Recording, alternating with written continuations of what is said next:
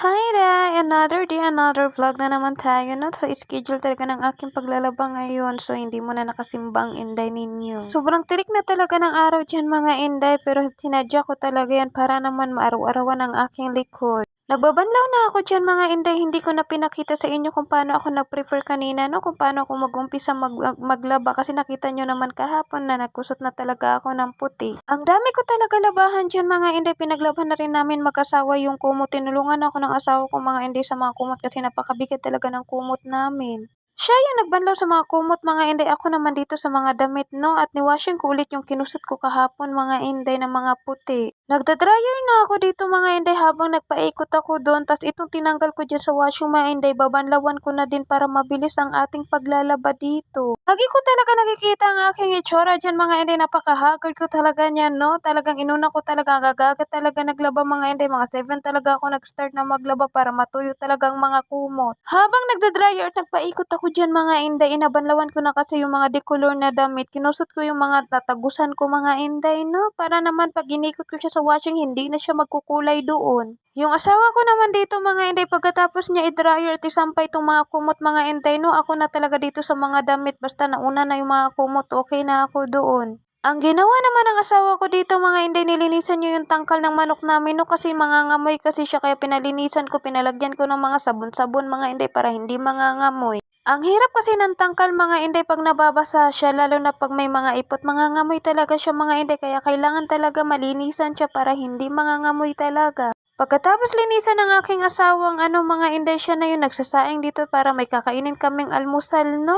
Natapos ko na ibanlaw tong mga mga inday, so dinadryer ko na to, no? Para naman sabay-sabay ko na talaga to siya isampay. So nasampay na kasi ng asawa ko yung mga kumot, mga inday. Ito na naman mga tuwalya at mga puti ang aking isasampay. At fast forward, mga inday, hindi ko na talaga pinakita sa inyo kung paano ako magsampay kanina, no? Sa dami talaga ng labahan ko, hindi ko na talaga pinakita sa inyo. Nalimutan ko talaga na vlogger pala ako. So ito talaga lahat ang aking nalabhan, mga inday, no? Namin mag-asawa, napakadami talaga yan, mga inday. Nilabhan ko na talaga lahat. Hindi naman halata, mga inday, no, na ang dami ko talaga nilabhan, mga inday, 'di ba? Kasi inano ko talaga, kasi sayang talagang araw, buti talaga, mga inday, kasi nakikisama talaga sa atin ang araw ngayon.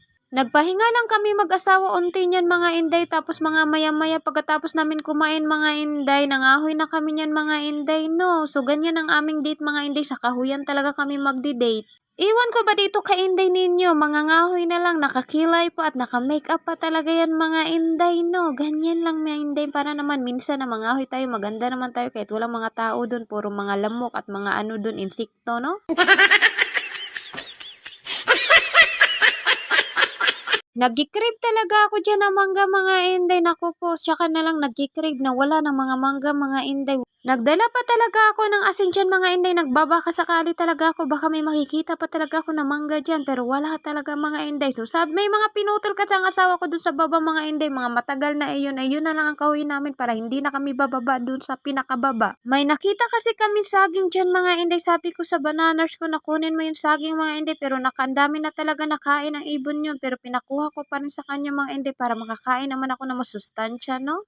Pagkakita ko sa saging, mga inday, Diyos ko, meroisip na, mga inday, halos talagang hindi na siya makakain, mga inday. Ang nakuha lang namin dyan sa pinakababa na talaga, pinakapuwitan na talaga ng saging ang aming nauwi, mga inday, na 2 piling. Iniwan na lang namin yan dito, mga inday, kasi may aso kasi dito nakatira at may mga ibon kasi, mga inday, para naman may kakainin siya dito, mga inday. Ang ginawa ko dito, mga inday, kasi isa lang naman ang itak, so naghintay-hintay muna ako, mga inday, tapos i-arrange ko na lang yung pinagkakahuyan ng aking asawa at pinagsama-sama ko, mga inday, para isahan na mamaya na ilagay sa sako. Nagsilab ako dito, mga inday, kasi napakarami talagang lamok dito, no? So ginawa ko, mga inday, nagpausok talaga ako. Pinutol talaga ng asawa ko yung mga inday para naman pag bumaba kami, may kahoy talaga kami. Pero ngayon nagtaka ang asawa ko bakit unti na lang ang nakuha niya, na siya naman ang nagpugi niya na magkuha ng kahoy na iyan. So wala naman ako makuha na maasim, mga inday, no? Nagpakuha na lang ako sa kanya ng baungon, mga inday, at ayan na, umakit ang aking asawa, mga inday, sa ang dami talaga na hinayang dyan ng mga baungon, mga inday, naghulog-hulog na lang talaga diyan. 3 piraso na lang talagang nakuha namin dyan, mga inday, kasi yung iba talaga nahulog doon sa pinakadalahighig, hindi na makuha, mga inday, sayang talaga, pinakababa talaga yun, baka mahulog pa kami pag kukunin pa namin yung iba.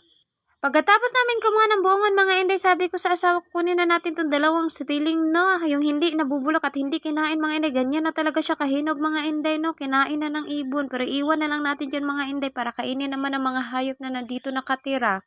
Kukuha pa sana kami diyan ng santol mga inday at bayabas, hindi na kami bumaba mga inday kasi napakaasim talaga ng mga santol dito mga inday, hindi mo makakain pero masarap talaga yun uulamin ang santol mga inday pag ginagataan mga inday ko, uulamin ba. So fast forward mga inday, pag uwi namin mga inday may nadaanan kami dito Makopa mga inday no, iwan ko ba sa Bohol naman mga inday, tambis naman sa atin to, sa kanila naman Makopa, ewan ko ba pero hindi ko siya gusto mga inday, mas gusto ko yung tambis mga inday, may pagkapakla kasi ito kainin, kailangan na rin niya may asin. Unti lang kinuha namin dyan mga inday no, baka naman mamaya ay masasayang walang kakain ba, sila ninang pa naman favorite nila to mga inday, kaya unti lang kinuha namin.